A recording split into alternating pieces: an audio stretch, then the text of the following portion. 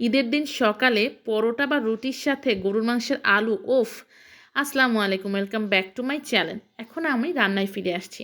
দিয়ে দিলাম কড়াইতে সামান্য তেল, তার সাথে যাচ্ছে শুকনা মরিচ, এলাচ, দারচিনি আর তেজপাতা। এগুলোকে খুব সুন্দর করে ভাজবো। ভাজা হয়ে গেলে একটা খুব সুন্দর ফ্লেভার আসা পর্যন্ত আমি অপেক্ষা করছি।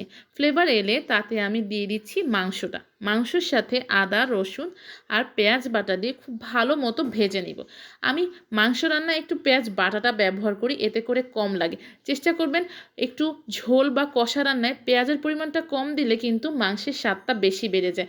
পেঁয়াজ দিলে একটু মিষ্টতা বেশি চলে আসে। আমি সবসময় পেঁয়াজ বাটাই দিই, পেঁয়াজ কুচিটাও দিতে পারেন, এটা আপনাদের উপর ডিপেন্ড করে। পেঁয়াজ বাটাটা দিলে খুব সুন্দর একটা গ্রেভিও হয়। মাংসটাকে আমি ওই বাটা মশলাগুলো দিয়ে খুব ভালো মতো ভেজে নিয়েছি, মাংসের পানিটাও শুকিয়ে এসে ভাজা ভাজা হয়ে গিয়েছে। এখন দিয়ে দিচ্ছি শুকনো উপাদানগুলো, হলুদের গুঁড়া, ঝালের গুঁড়া, সামান্য গরম মশলা আর স্বাদ মতো লবণ।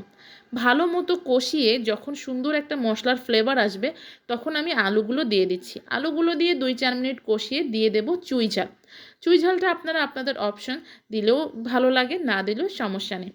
ভাতের সাথে বা পরোটা খাওয়ার পরে শেষে যদি চুই ঝাল চাবিয়ে খাওয়া যায়, খেতে দুর্দান্ত লাগে। হালকা হালকা ঝালে গালটা যখন ঝাল ঝাল হয়ে যায়, অসাধারণ একটা ফিলিংস। এখন আমি সামান্য পানি দিয়ে দিলাম, যেটা গরুর মাংস সিদ্ধ হবে। সিদ্ধ হয়ে গেলে যতটুকু পরিমাণ ঝোল রাখতে চান সেই পরিমাণ ঝোল রেখে বাকিটা শুকিয়ে নিতে হবে। এই যে তৈরি হয়ে গেল মাখো মাখো স্বাদের আলু চুই ঝাল দিয়ে গরুর মাংস।